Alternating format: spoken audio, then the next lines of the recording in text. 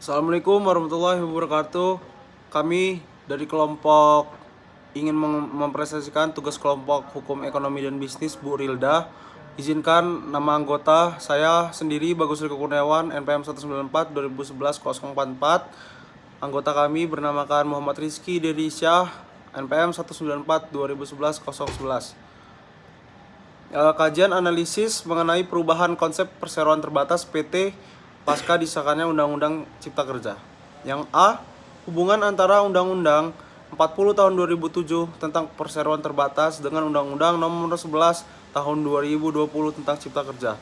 Perseroan terbatas adalah badan hukum yang merupakan persekutuan modal didirikan berdasarkan perjanjian melakukan kegiatan usaha dengan modal dasar yang seluruhnya terbagi dalam saham dan memenuhi persyaratan yang ditetapkan undang-undang ini serta peraturan pelaksanaannya. Dapat dimaknai bahwa konsep dasar perseroan terbatas merupakan usaha yang merupakan asosiasi modal dari para pemegang saham yang memiliki tanggung jawab terbatas pada modal dasar yang ditempatkan dan disetorkan.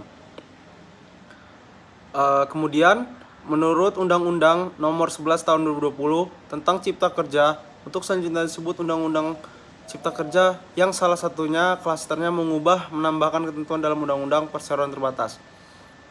Hubungan antara Undang-Undang Cipta Kerja dan Undang-Undang Perseroan Terbatas memiliki keterkaitan, yaitu diciptakannya Undang-Undang Cipta Kerja itu sendiri untuk diharapkan mampu menghasilkan tenaga kerja maupun asing di Indonesia melalui perubahan aturan di berbagai bidang yang menghambat pembangunan ekonomi, termasuk melakukan perubahan di beberapa ketentuan Undang-Undang Perseroan Terbatas.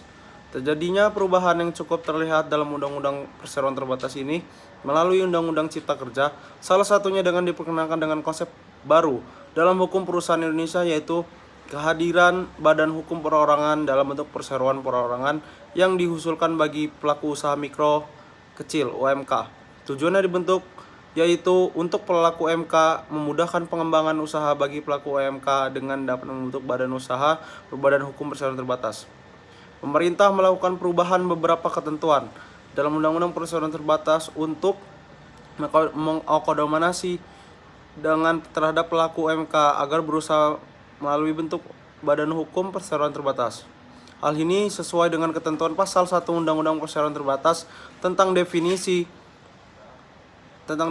perseroan terbatas adalah badan hukum yang merupakan persekutuan modal.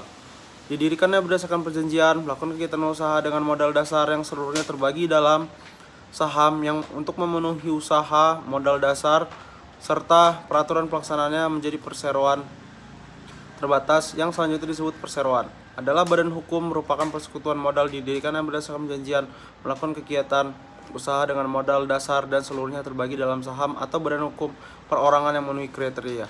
Usaha mikro dari kecil sebagaimana diatur dalam undang-undangan mengenai usaha mikro dan kecil. Sekian presentasi saya. Dilanjutkan dengan anggota kami, M. Rizky Derisya. Yang B, perubahan konsep dalam Undang-Undang Perseroan Terbatas pasca disahkannya Undang-Undang Cipta Kerja. Dapat dilihat perubahan konsep dalam Undang-Undang Perseroan Terbatas pasca disahkannya Undang-Undang Cipta Kerja, yaitu mulai dari pengertian perseroan terbatas dalam Undang-Undang Perseroan Terbatas dan Undang-Undang Cipta Kerja, bahwa di dalam Undang-Undang Perseroan Terbatas pengertian perseroan terbatas merupakan badan hukum yang berbentuk persekutuan modal atau asosiasi modal yang didirikan berdasarkan perjanjian oleh dua orang atau lebih dengan modal dasar yang terbagi atas saham. Sedangkan dalam Undang-Undang Cipta Kerja pengertian perseroan terbatas menganut konsep perseroan terbatas sebagai institusi badan hukum, yaitu dengan dijelaskan konsep perseroan terbatas dengan badan hukum perorangan yang didirikan dengan surat pernyataan pendirian oleh hanya satu orang yang sepanjang memenuhi kriteria UMK. Diberikannya kemudahan untuk membentuk perseroan terbatas hanya dengan satu orang, tertuang dalam pasal 109 angka 2 Omnibus Law Undang-Undang Cipta Kerja yang mengubah ketentuan pasal 7 Undang-Undang PT menjadi 7 ketentuan yang mewajibkan perseroan didirikan oleh dua orang atau lebih sebagaimana dimaksud pada ayat 1, ayat 5 serta ayat 6 tidak berlaku lagi. Yang A, persero yang seluruhnya sahamnya dimiliki oleh negara. Yang B, badan usaha milik usaha daerah. Yang C, badan usaha milik desa.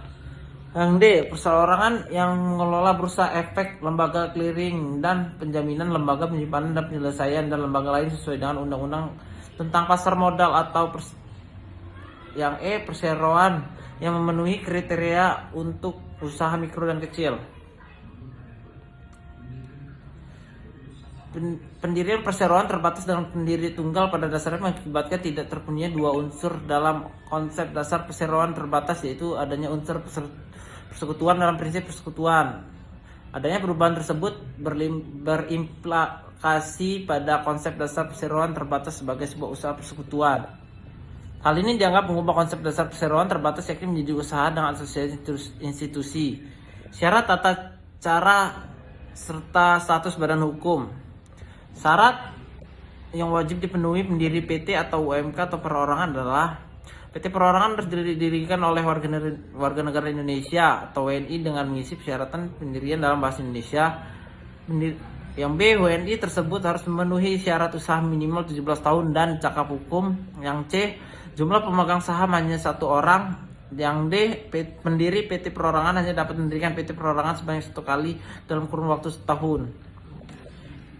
Pendirian PT perorangan tidak memerlukan akta notaris melalui Undang-Undang Cipta Kerja dan peraturan pelaksanaannya. Pemerintah telah memberikan kemudahan dalam pendirian PT perorangan.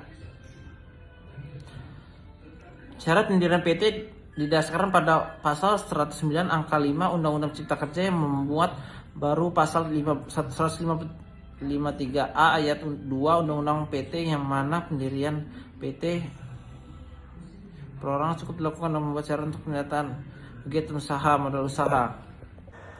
Baik, selanjutnya syarat pendirian PT didasarkan pada pasal 109 angka 5 Undang-Undang Cipta Kerja yang memuat baru pasal 153A ayat 2 UU PT, yang mana pendirian PT perorangan cukup dilakukan dengan membuat surat pernyataan pendirian berbahasa Indonesia yang memuat maksud dan tujuan kegiatan usaha, modal pada dasar, dan keterangan lain berkaitan dengan pendirian PT. Hal-hal yang harus dimuat dalam pernyataan pendirian tersebut diatur lebih lanjut dalam pasal 7 ayat 2 PP nomor 8 tahun 2021 yang menjelaskan bahwa yang dimuat meliputi A.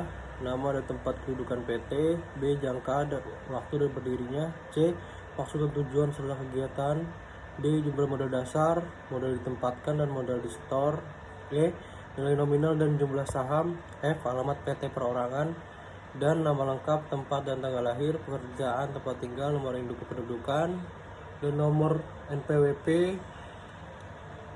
Surat pernyataan pendirian PT sebagai syarat pendirian PT didaftarkan secara elektronik kepada Kemenkumham. Nantinya sebagaimana dimuat dalam pasal 14 Permenkumham nomor 21. Atas pendaftaran tersebut, Kemenkumham akan menerbitkan sertifikat pernyataan pendirian secara elektronik. Selanjutnya, pemohon dapat mencetak pernyataan pendirian dan sertifikatnya menggunakan kertas F4 folio berwarna putih. Sekian presentasi dari kelompok kami, kurang lebihnya mohon maaf. Wassalamualaikum warahmatullahi wabarakatuh.